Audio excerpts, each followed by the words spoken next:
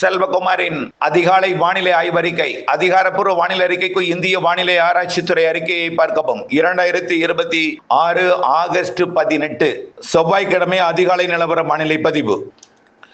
அதிகாரப்பூர்வ வானிலை அறிக்கைக்கு இந்திய வானிலை ஆராய்ச்சித்துறை அறிக்கையை பார்க்கவும். நேற்றைக்கு வங்கக்கடலின் வடக்கு பகுதியில், அதாவது மேற்கு வங்கம் அருகே நீடித்துக் கொண்டிருந்த காற்றழுத்த தாழ்வு மண்டலம் கரை கடந்து உள்ளே நகர்ந்து கொண்டிருக்கிறது. இது மிக மெல்ல நகர்ந்து பீகார், ஜார்க்கண்ட், உத்தரப்பிரதேசம் வழியாக அதன் தெற்கு பகுதியில் அதிக மழைப்பொழிவை, அதாவது இருகாற்று இணைவு மகாராஷ்டிரா, ஒடிசா, சத்தீஸ்கர் மற்றும் மத்திய பிரதேசம், குஜராத் வரைக்கும் நிறைய மழைப்பொழிவை கொடுக்கும். இந்த நிகழ்வு உள்ளே நுழைய தொடங்கியதும் வெப்பசலன இடிமழைப்பொழிவு தமிழ்நாட்டிலும் கேரளாவின் மேற்கு தொடர்ச்சி மலைப்பகுதி, தமிழ்நாட்டின் கேரள எல்லையோர மேற்கு தொடர்ச்சி மலைப்பகுதி மழை இருக்கும். அதன் அடிப்படையில் இன்றைக்கு செவ்வாய்க்கிழமை 18ஆம் தேதி நீலகிரி மாவட்ட கிழக்கு பகுதியும் மேற்கு பகுதி வழக்கமா வெப்பசலன இடிமழை பொழிவாகவும், உள்பகுதி கிழக்கு பகுதியும் பவானிசாகர் முதல் மேட்டூர் எல்லையோரம் வரைக்கும், அதாவது சேலம் மாவட்ட எல்லையோரம் வரைக்கும் கூடிய வடக்கு ஈரோடு பகுதி, மேலும் கொடைக்கானல் மலைப்பகுதி, மதுரை மாவட்டத்தின் பகுதிகள், அப்படியே ஈரோட்டில் இருந்து சேலம் மற்றும் கிருஷ்ணகிரி, தர்மபுரி, நாமக்கல், சேலம் எல்லாம் அப்படியே மழை பிடிப்பை கொடுத்து கொண்டு இன்றைக்கு மாலையில ஆங்காங்கே ஒதுக்கி தான், ஒரே பரவலா போகாது.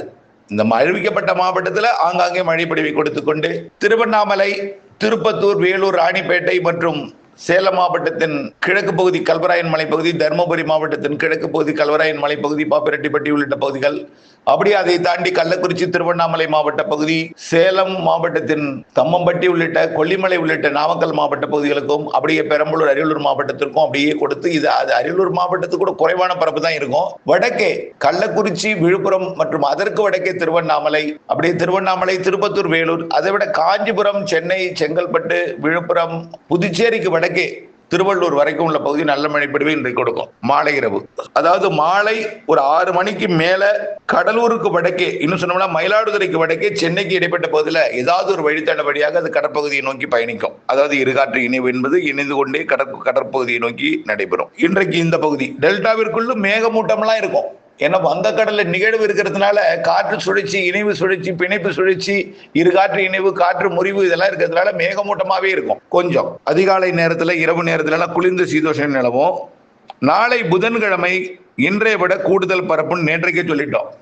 புதன்கிழமை தான் கூடுதல் பரப்பும். புதன்கிழமை விருதுநகர் முதல் சென்னை வரைக்கும், வடக்கே பார்த்தீங்கன்னா பெங்களூர் வரைக்கும், விருதுநகர்ல இருந்து பெங்களூர் வரைக்கும், தெற்கே தூத்துக்குடி மாவட்டத்தில் ஒரு சில பகுதிகளையும், திருநெல்வேலி, தென்காசி மாவட்டத்தின் ஒரு சில பகுதிகளுக்கு உண்டு. மேற்கு தொடர்ச்சி மலையில நாளைக்கு நல்ல மழை இருக்கு. அதாவது வால்பாறை, நீலகிரி, கொடைக்கானல், குற்றாலத்திற்கு மேற்கு தொடர்ச்சி மலைப்பகுதி, அப்புறம் கேரள பகுதிங்கெல்லாம் நாளைக்கு இடிமழை பொழிவு தான். நாளை மாலை, மதியத்துக்கு மதியம், மாலை, இரவு கேரளாவிலேயே இடிமழை பொழிவு உண்டு. தமிழ்நாட்டின் மேற்கு தொடர்ச்சி மலை, மதுரை, ராமநாதபுரம், சிவகங்கை, புதுக்கோட்டை, திண்டுக்கல் மாவட்டத்தோட பகுதிகள், திருச்சி மாவட்டத்தோட பகுதி நாளைக்கு புதன்கிழமை, திருச்சி மாவட்ட பகுதி, கரூர், ஈரோடு, திருப்பூர் வடக்கு, கோயம்புத்தூர் வடக்கு, நீலகிரி, கிருஷ்ணகிரி, தர்மபுரி, சேலம், நாமக்கல், கரூர் மற்றும் அப்படியே பார்த்தீங்கன்னா திருச்சி, புதுக்கோட்டை, சிவகங்கை, ராமநாதபுரம், மதுரை, ராமநாதபுரம் உள்பகுதி, அப்படியே பார்த்தீங்கன்னா டெல்டா மாவட்டங்களுக்கும் நாளைக்கு வாய்ப்பு உண்டு. டெல்டா மாவட்டத்தில் தஞ்சாவூர் மாவட்டத்தோட பகுதிகள், தஞ்சாவூர் மாவட்டத்தோட மேற்கு பகுதி, வடக்கு பகுதிக்கு உறுதியாக தெரியுது,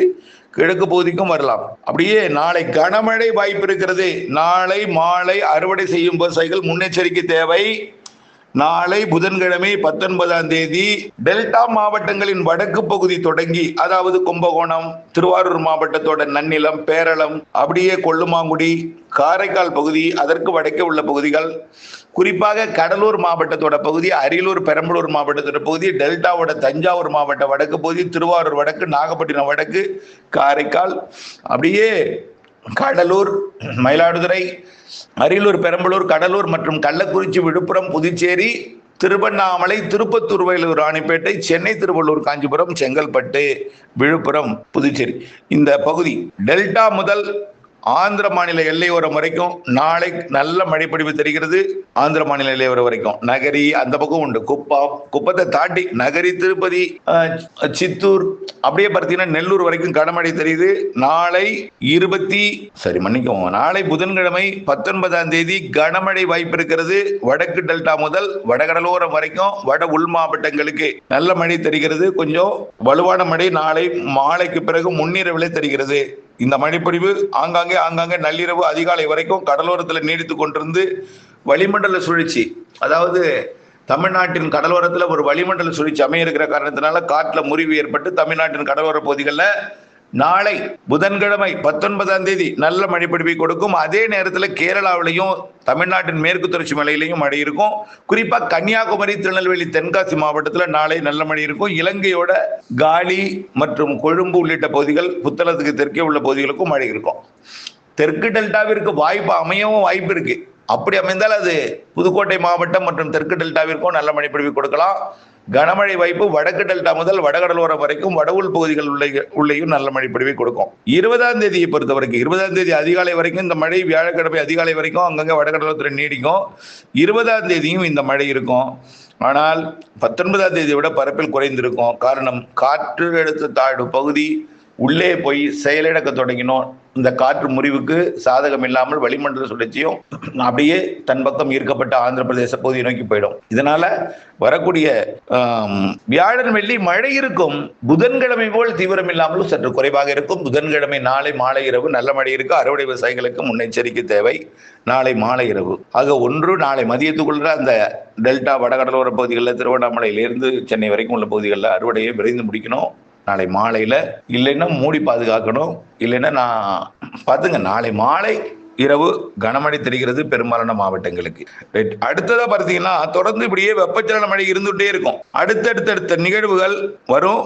வெப்பசலன மழை பிடிப்பு தொடர்ந்து இந்த காற்று மறைக்கும் பகுதி 2 பகுதியிலேருந்து அப்படியே தொடங்கி வடகடலோரம் வந்து தீவிரமடையும். டெல்டாவும் உண்டு. அப்படியே பார்த்தீங்கன்னா 22ஆம் தேதிக்கு மேல இன்னும் கொஞ்சம் தீவிரமடையும். 24, 25 இன்னும் கொஞ்சம் தீவிரமடையும். வெப்பசலனத்துடன் கூடிய இணைந்து தென்மேற்கு பருவமழையாக இருக்கும். காரணம் என்னன்னா, அடுத்தடுத்த நிகழ்வு இந்த மாதம் 26ஆம் தேதி வரைக்கும் வடக்கு வங்கக்கடல் பகுதியிலேயே அமையிருக்கு. அதுக்கப்புறம் தான் கொஞ்சம் கொஞ்சமா ஒடிசா பகுதிகளில், அதாவது வடக்கு ஒடிசா பகுதியில் அமையிருக்கு. அதுக்கப்புறம் மத்திய ஒடிசா, தெற்கு ஒடிசா அமையும். கண்டிப்பாக செப்டம்பர், அக்டோபர் அதிக மழை இருக்கு. தயவுசெய்து கவலைப்பட வேண்டாம். இந்த மாத இறுதியிலும் இருக்கிறது. ஆக இந்த மாத இறுதிக்கு முன்பே நல்ல ஒரு வெப்பச்சலன மழையை, குறிப்பாக நாளைக்கு நல்ல மழை பொழிவு கொடுக்க போகிறது என்பதையும், வரக்கூடிய நாட்கள்ல அதே போல மாலை இரவு இடிமழை பொழிவு இருந்து கொண்டிருக்கும் என்பதையும் எல்லா மாவட்டங்களுக்கும் நான் சொல்லல. எந்த மாவட்டத்தின் பெயர் சொல்லியிருக்கணும் அதுக்கு இன்றைக்கும் நாளைக்கு எந்தெந்த மாவட்டங்களுக்கு மாலையில் ஒரு பரவலான கனமழை பொழிவு இருக்கும் என்பதை சொல்லியிருக்கிறோம். அந்த மாவட்டங்களுக்கும் வரக்கூடிய நாட்கள்ல ஆங்காங்கே காற்று மழைக்கும் பகுதிக்கும் கிடைக்க போகுதுன்னு சொல்லியிருக்கோம். அப்ப ஈரோடு மாவட்டம் டு சென்னை, மதுரை வடக்கு முதல் அப்படியே புதுக்கோட்டை, சிவகங்கை கடலோரம் வரைக்கும் இப்படிப்பட்ட டெல்டாவுக்கும் ஆங்காங்கே இப்படி இருக்கும். நாளைக்கு மட்டும் கொஞ்சம் கூடுதல் பரப்பு இருக்கு என்பதையும் தொடர்ந்து வானிலை அப்டேட்ஸோட இணைந்திருக்கணும்.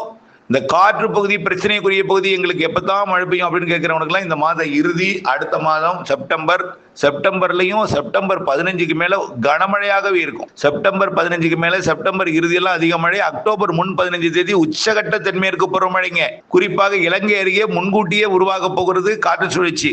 தென்மேற்கு பருவமழை காலத்துல முன்கூட்டியே காற்று சுழற்சி உருவாகி தென்மேற்கு பருவமழையை வலுத்து பெய்ய இருக்கிறது. தென் மாவட்டங்கள், இலங்கை, தென் மாவட்ட மேற்கு தொடர்ச்சி மலை, கேரளா, கர்நாடகா, ஆந்திர பிரதேசத்திலையும் காற்று சுழற்சி உருவாக போகுது. ஆகவே செப்டம்பர்ல அதுலயும் குறிப்பா பிற்பகுதி 15 தேதிக்கு மேல் ரொம்ப அதிகம், அக்டோபரும் அதிகம். தயவுசெய்து புரிஞ்சுங்க, அக்டோபர் 15க்கு மேல வடகிழக்கு பருவமழை 18ஆம் தேதி தொடங்கி தொடக்கத்திலிருந்தே வலுத்த மழை இருக்குங்க, புரிஞ்சுக்குங்க.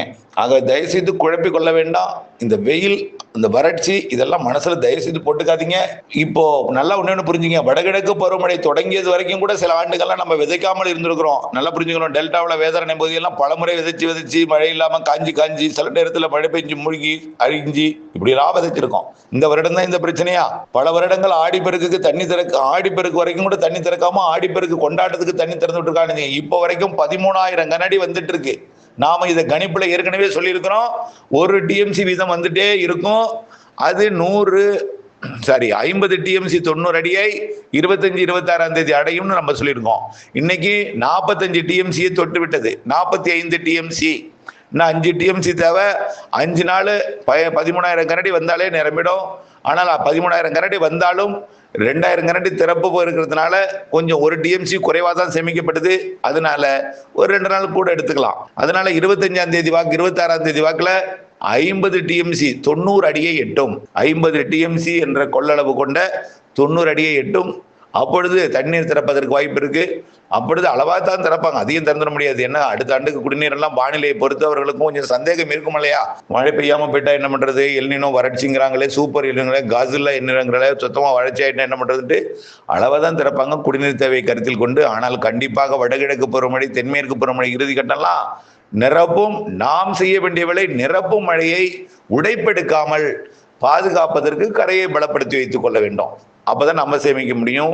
இன்னும் கூடுதல் பண்ணை குட்டைகளை அமைத்தல், இருக்கும் பண்ணை குட்டைகளை ஆழப்படுத்துதல், அகலப்படுத்தல் பணியை செய்தாலே வடகிழக்கு பருவமழையை முழுமையாக சேகரிக்கலாம். அது சேகரிக்கும். கண்டிப்பா நீங்க மூடிய திறந்தே இருந்தாலும் எந்த தண்ணியுமே இல்லைன்னா மேல்மழையை அந்த ஏரியா ஒவ்வொரு ஏரியும் நிரப்பும். அந்த இடத்துல பெய்யறதே நிரப்பும். அந்த அளவுக்கு மழை இருக்கு இந்த வருஷம் என்பதையும் தெரியப்படுத்த விரும்புகிறேன். தொடர்ந்து இணைந்திருங்கள். எங்களுக்கு உண்டாங்கிறது உங்களுக்கு உண்டுங்க.